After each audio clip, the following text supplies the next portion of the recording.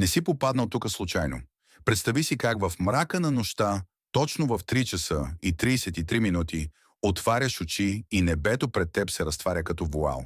Виждаш огромно бойно поле, потънало в мрак, където две души стоят гръб до гръб, пазейки се взаимно, стиснали оръжие, готови да се преборят с всичко, което ги заплашва. В този миг светкавично улавяш и миг на слабост.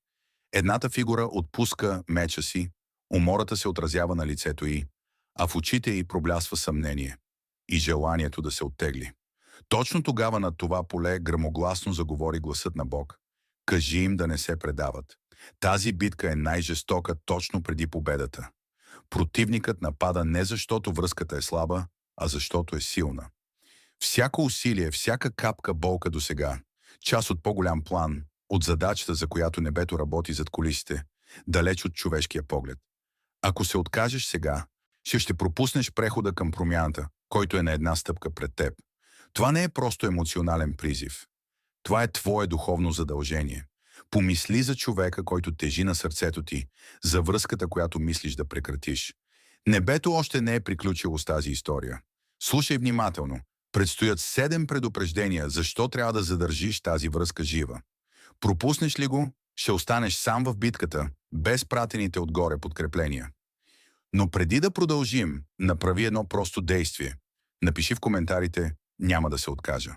Това не е просто текст, а твоята решимост, обявена пред Бога и ангелите, че ще устоиш до край. Абонирай се и включи всички известия, за да получиш силата, с която небето ще ти окаже съдействие. Ти попадна на това послание неслучайно. Някой там горе спря рутинното ти скролване, за да стигнеш до тук. И помни, врагът напада само онова, което го заплашва. Интензитетът на битката е доказателство за мощта на връзката ви. Ако тази връзка не значеше нищо, тъмните сили нямаше да хвърлят толкова усилия против нея. Приготви се, предстоят още 6 предупреждения, които ще ти разкрият защо именно сега не бива да се откажеш. Остани и чуй следващото послание. Чувството на объркване, недоразуменията, нарастващата дистанция, болезнената тишина, сякаш източникът ти се губи в нищото. Но това не са случайни събития. Това са умишлени удари.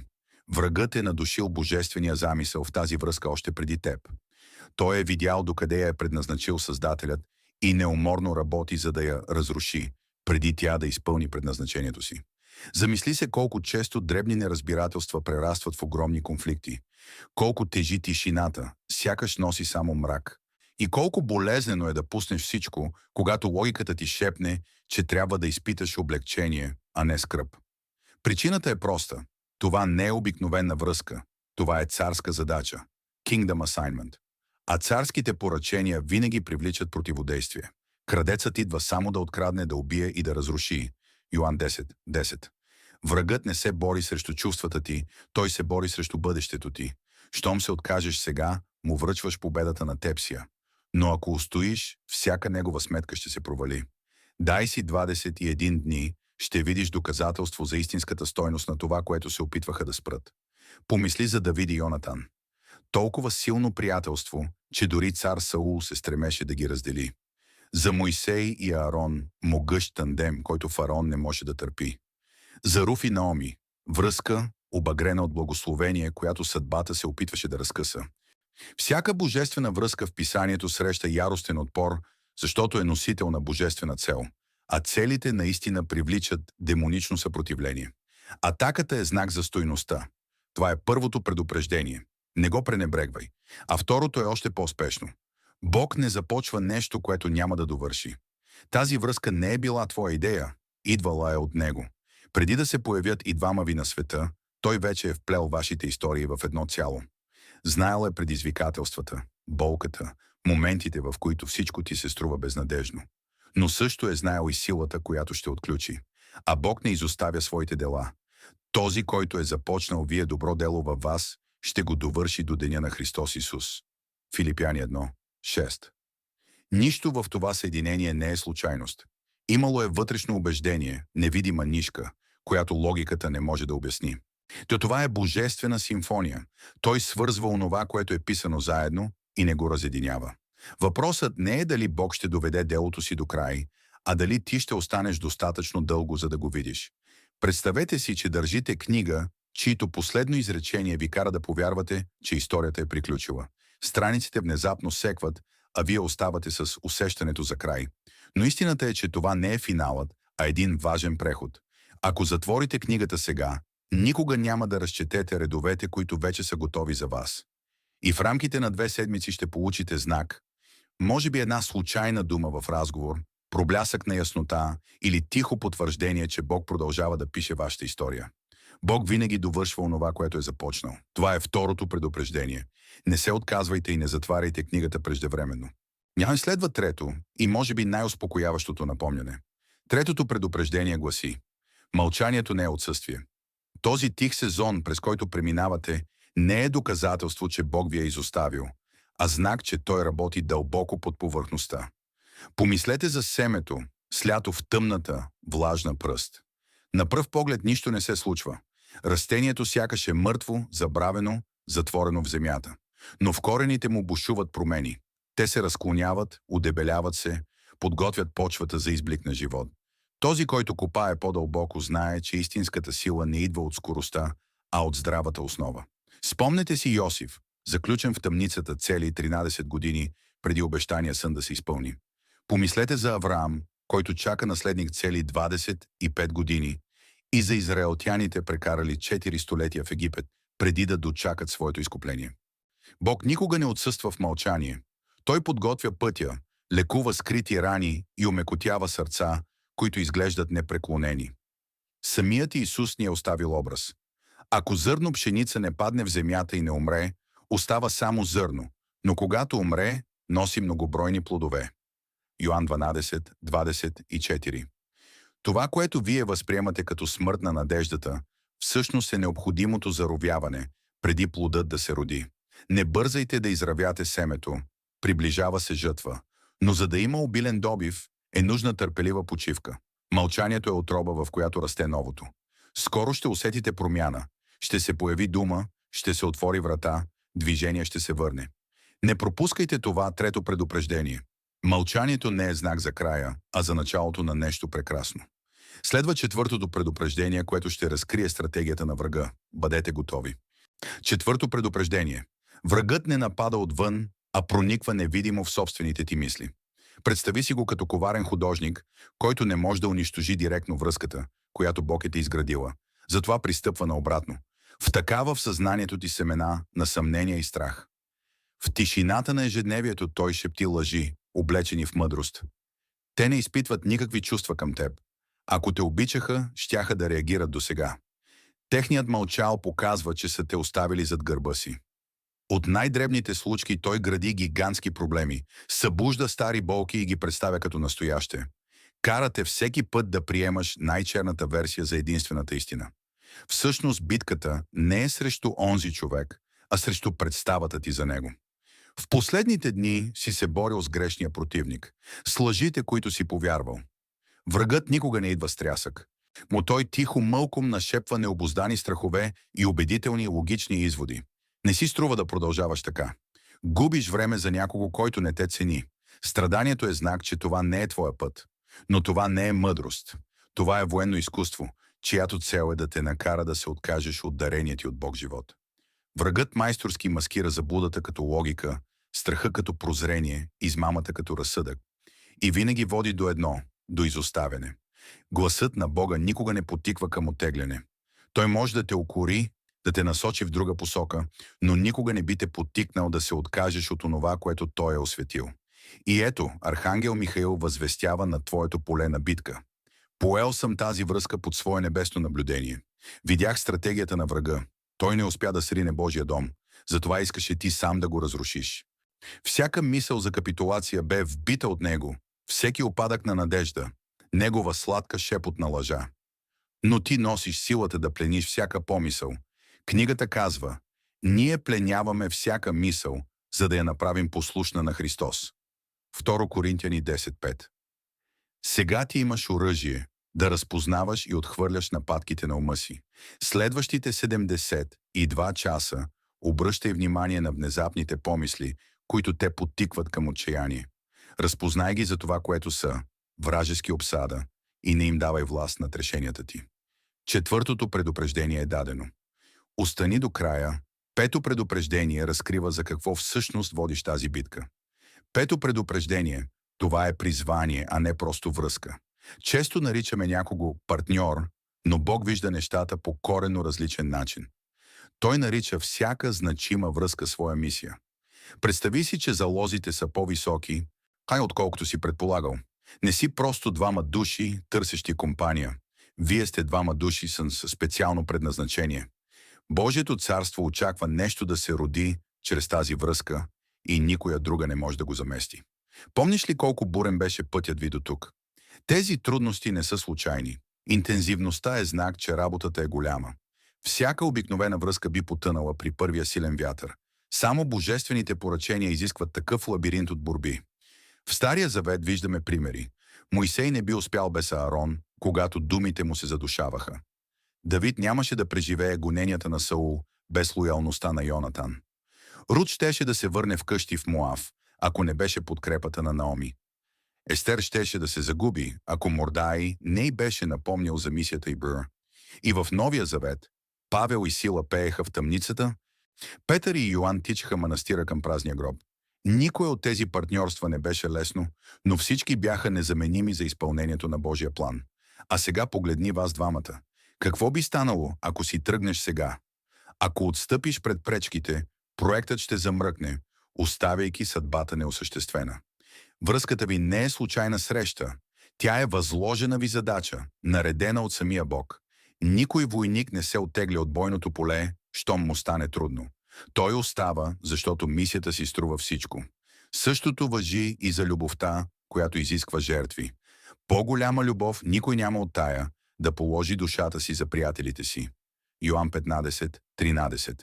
Понякога да дадеш всичко означава да се откажеш от правото си да си тръгнеш.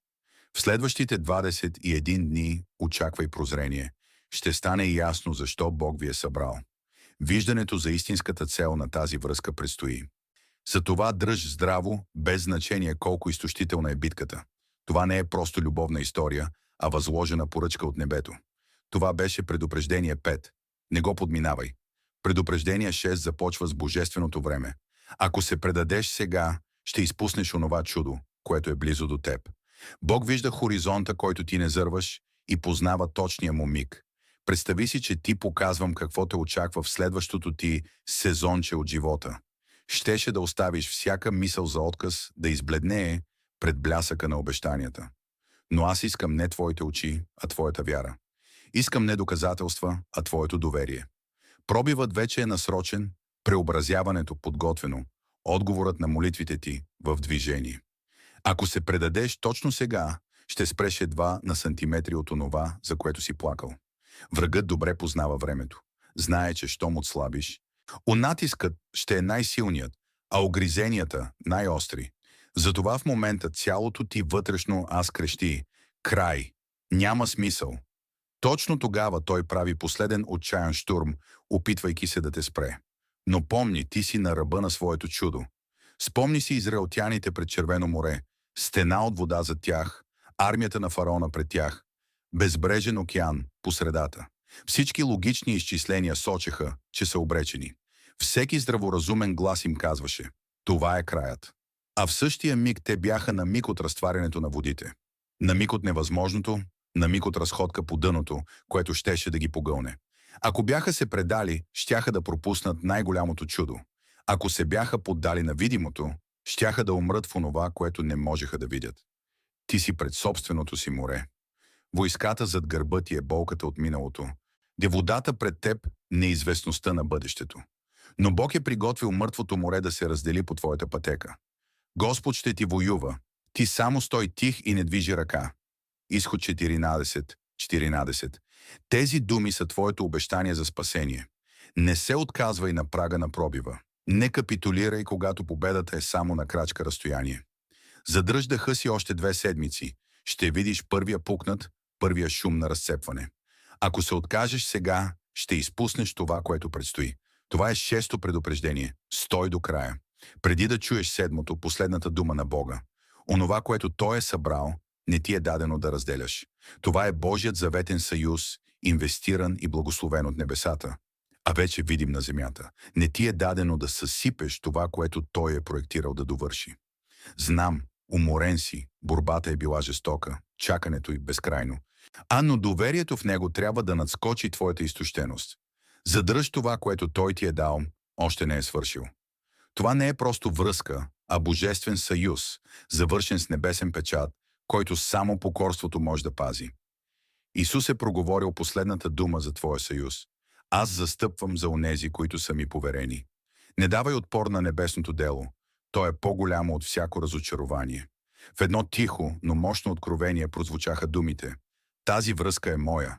За нея съм молил, за нея съм се борил. В сърцата работя неуморно. Това, което Отец ми е дал, няма да изгубя. А ти пази с всичките си сили това, което ти е доверено. Не пускай неговия замисъл. Спомни си думите от Евангелието на Матей 19:6. Това, което Бог е съединил, човек да не разлепя. Не онова, което обстоятелствата подсказват, не онова, което чувствата изискват, нито пък онова, което удобството позволява. Само онова, което Бог е съчинил, е истинска връзка. От това послание се разкриват 7 ясни предупреждения, защото врагът напада точно онова, което му заплашва господството, а Бог довършва онова, което е започнал. Помни, мълчанието не означава отсъствие, а хитростта на врага често пуска корени в ума ни. Това е не просто взаимоотношение, а небесно възложената ти мисия.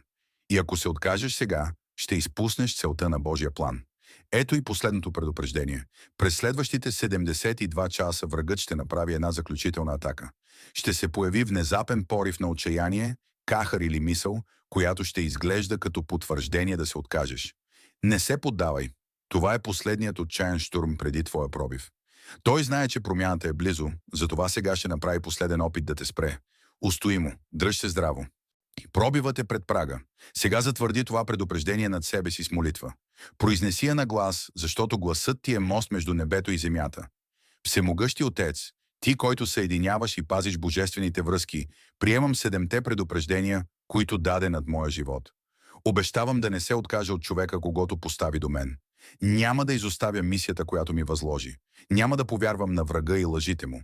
Няма да сбъркам мълчанието с отсъствие. Няма да обърна гръб в миг преди пробива. Поставям всяка мисъл за отказ под властта на Христос. Отказвам всеки шепот, който иска да ме отклони. Не ще разделя онова, което ти си съчинил. Ще устоя до пълното изпълнение на твоя план. Обявявам, че врагът няма да забие меча си над мен. Връзката, която ти съедини, ще изпълни всичко своето предназначение. Благодаря ти за предупреждението и за битката, която водиш за мен, и за пробива, който предстои. Не се откажа, няма да пусна, ще се доверя до край и ще вкуся победата в името на Исус. Амин. Небесата записаха твоите думи. Твоята решимост е запечатана, планът на врага разобличен. А сега завърши процеса на посвещение тук и сега. Първо натисни харесва ми на това видео, не за числата, а за декларирането на твоята вяра и послушание. След това се абонирай и включи уведомленията, защото още откровения предстоят за тези, които стоят твърдо. В отдалечено царство, където небесата шепнат мъдрост и даряват сила, се появява вестител с важно послание. Първо, ако още не си абониран, направи го сега. Иначе ще изпуснеш подкреплението, което небето иска да ти изпрати. Второ, сподели тази история с някого, който е на ръба да се откаже. В живота ти има човек, готов да се оттегли от своето призвание. Той се нуждае от тази предпазна вест преди да сгреши. Трето, напиши в коментарите: ще издържа. Нека другите войни видят, че не се борят сами. Остави своята декларация, за да я прочете небето и врагът да узнае: ти няма да се предадеш. Изтощен и на ръба на отчаянието, ти пристигна тук, готов да пуснеш и най-малката искра надежда. Но сега в сърцето ти звънти божествен предупредителен гонг. Не се предавай. Не сега, когато пробивът е толкова близо. Не когато небето полага такава всепоглъщаща грижа за твоята връзка с него. Битката е била жестока, защото твоето възложено дело е изключително важно. Болката истинска, защото целта велика. Врагът е безмилостен, защото се страхува от онова, което тази свещена връзка ще се превърне. Всеки твой пролет сълза е записан, всяка молитва чута, нека всеки миг на упование преброен. Нищо от това не е безполезно. Всичко е насочено към пробива, който вече зрее. Ти получи предупреждението и сега си изпълнен с сила. Дръж се за това, което Бог ти е дал. Бори се за онова, за което небето се бори. Остани в битката до пристигането на победата. Тишината ще се пречупи.